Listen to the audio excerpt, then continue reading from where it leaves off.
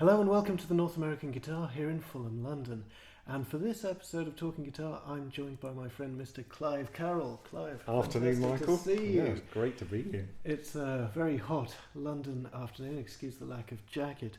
So Clive is here. Still looking pretty slick. Oh, thank you. As you always do. Clive is here because he has a new album and it's about to launch. In fact, I believe pre-order is available on the 16th. 16th, next Monday. Next Monday. Monday the 16th. Fantastic. So, the album is called The Furthest Tree. That's right, yeah. Tell us more about it. Furthest Tree is a line from an Emily Dickinson poem, a poet from Massachusetts. And it's perhaps metaphorical for there being a lot of styles or a lot of influences on the record. Right. There is it starts off with a piece called The Abbot's Hymn. It's only about 50 seconds long. That sounds very medieval. Yeah. Well, I was touring with John Renbourn way back in 2000s, 2002ish for a few years solid, and we played in Norfolk one time. And after the show, he got introduced to a local real ale, which I think is called Abbot Ale. So at some point in the night, I got known as the Kid and he got known as the Abbot, and the name stuck. So sadly, we lost John Renbourn last year, and I decided to open the album as a little kind of homage to him. So it starts with that, and then the next track, the main track really, is called In the Deep. Yes. And that is it's probably two influences behind that are probably Lightning Hopkins and Derek Trucks, I suppose. I love that blues slide stuff. Yeah. And so I tried to do that. I had a melody whirring around in my head for quite a while and trying to figure out how to make it work for solo guitar. And I ended up in standard tuning, but apart from this low E string, which moved all the way down to B. To B. Yeah. Let me show you. Yeah, please do. I mean, most people just sort of get a 7-string guitar at this point.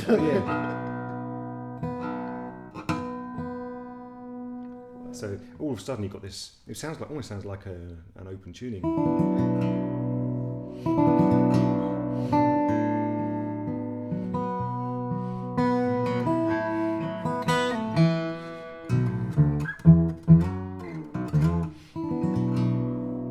It's alright, isn't it? It's kind of nice. Yeah. It's unusual, I know, but.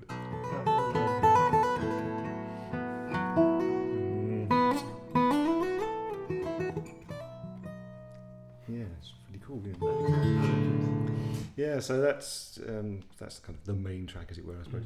And then another influence would be Shostakovich. Do you know the Shostakovich waltz? Waltz number 2. Me neither. So something like. Yeah.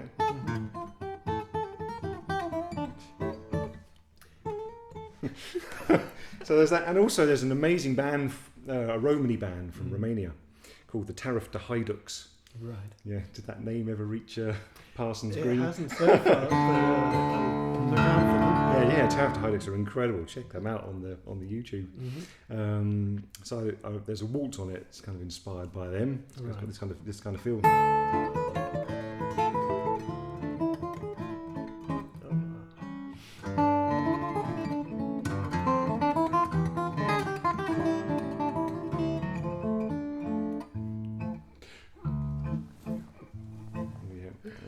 And a ton of other stuff. Yeah, some really unusual things towards the back end of the album as well. I mean, there are a few pieces that are pretty kind of tonal, and there's one called Lady of the Valley that I hope people will like. It's a kind of this real deep kind of drop D job, especially on this guitar.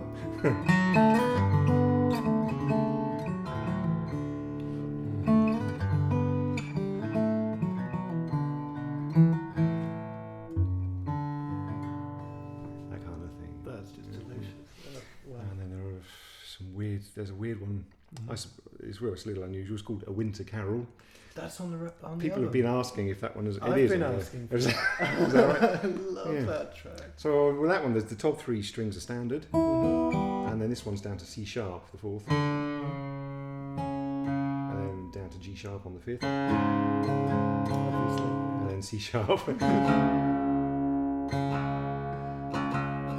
those of you that haven't been lucky enough to see Clive play this live, this is one of the most genuinely upsetting pieces I've ever heard. I don't know how you play it. Well, the idea was to create a, I don't know, was it 64 bar melody on the top.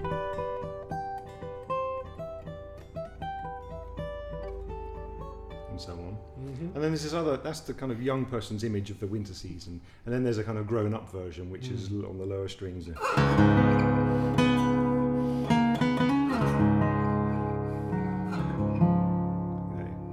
But maybe that lasts 28 bars or something, and I stretched the 28 bars out so it's the same length as the 64 bars. Yes. And then tried to learn and to play it all at the same time, so you get this kind of effect.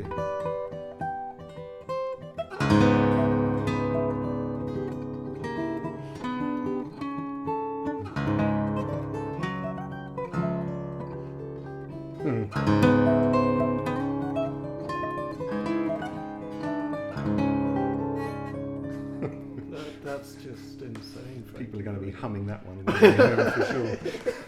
Yeah, feel free to dance along. So your writing process, Clive, you seem to be in the minority of people who can just hear something and score it straight away. Well, I work with the rule that if you can't sing it, it probably doesn't work so well for tonal music. And I remember, well, I mess around with the guitar as well. I do. I love the instrument and try and experiment with all sorts of tunings and things. You never know when you might come up with something you find really attractive. I remember backstage, I was just to kind of get myself into a groove, and then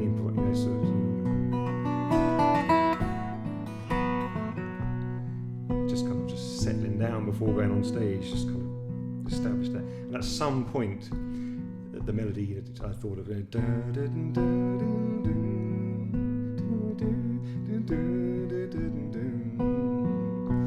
think about a drop B. Well, you don't. You don't really, but I might have even just been here. Something like that. I thought B would be good, and especially if I can tune this down, all of a sudden you've got this, and then you can bend the second. Two-finger bend. So yeah.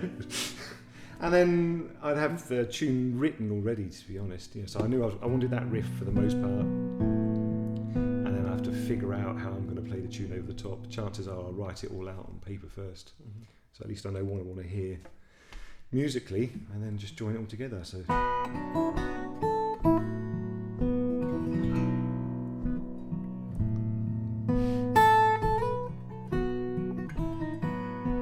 got the F sharp B, and you do it there. You've still got the B down here. So.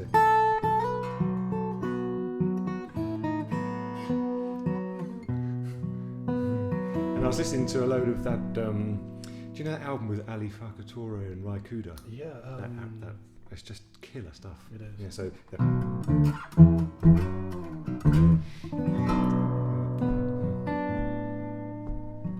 So I wanted to have that kind of that driving sound, the tune over the top, and then some kind of riff.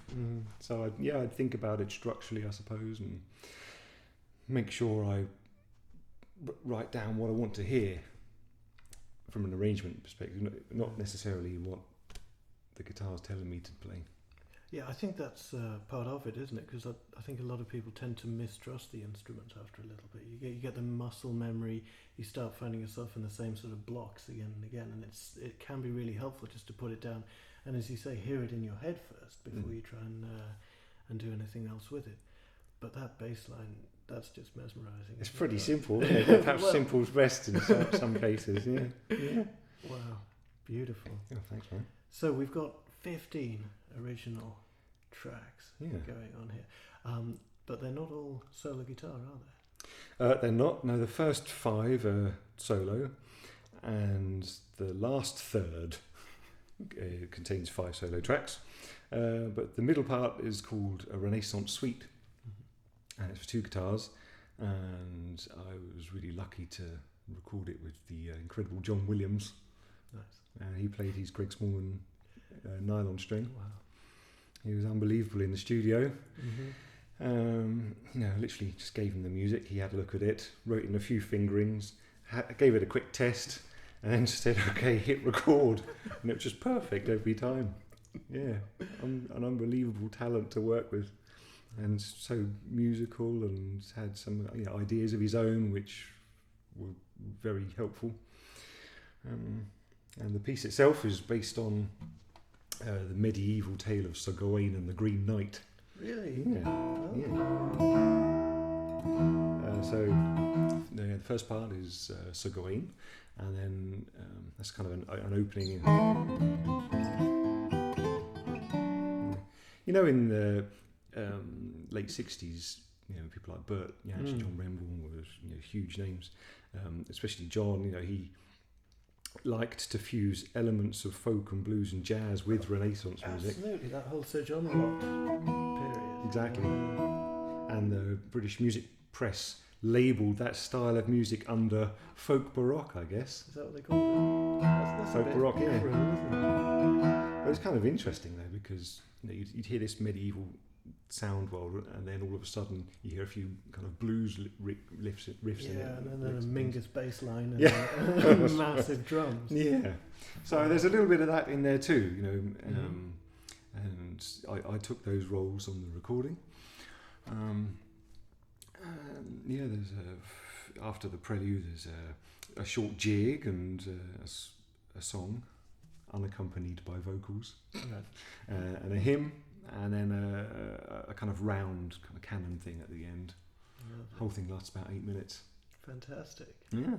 Wow. Well, I for one can't wait to hear it.